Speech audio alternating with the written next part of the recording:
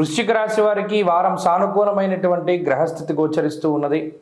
ప్రత్యేకించి ఈ రాశి వారికి రెండవ స్థానమందు బుధుడు, తృతీయ స్థానమందు రవి, అలాగే చంద్రుని యొక్క బలం ప్రధానంగా 3 గ్రహాలు యోగిస్తూ ఉన్నప్పుడు మంచి గ్రహస్థితిలే ఉంటాయి. ముఖ్యంగా ఆరోగ్యం, నిత్య సంతోషం, బంధుమిత్ర సమాగమ అన్నది శాస్త్రం. రవి యొక్క మార్పు తర్వాత మానసిక ప్రశాంతత అధికంగా ఉంటుంది.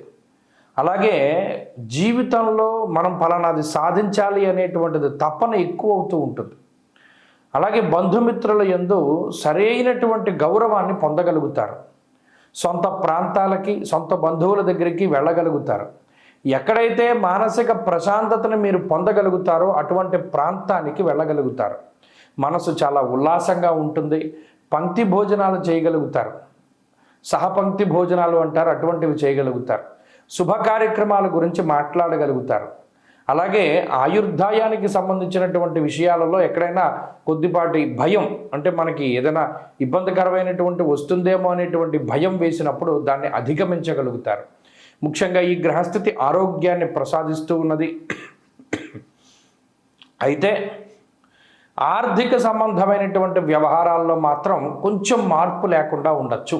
గతంలో నిష్ఫలం కృషి వాణిజ్యాన్నం, అంటే ఏ పని చేసినా ఫలితం రాదు అని నిష్కర్షగా చెప్పినటువంటి పరిస్థితుల్లో ఇప్పుడు రవి యొక్క మార్పు ద్వారా మీరు ప్రయత్నం చేస్తే పనులు ముందుకు అవుతాయి.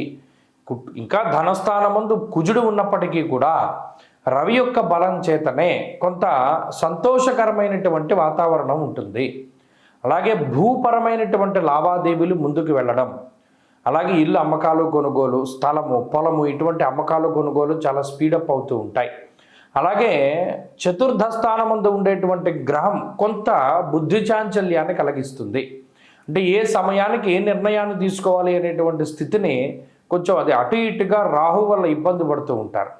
సమయానుకూలమైనటువంటి నిర్ణయాలు తీసుకోకపోవడం, ఇది కొంత మిమ్మల్ని మానసికంగా ఇబ్బందులు పెడుతుంది. అయ్యో ఆ పని మనం చేసి ఉండాలి, అనవసరంగా వదిలేసామనేటువంటి భావన. అలాగే విద్యా సంబంధమైనటువంటి విషయాలు, ఉద్యోగ సంబంధమైనటువంటి విషయాలు మధ్యస్థంగానే గోచరిస్తూ ఉన్నాయి.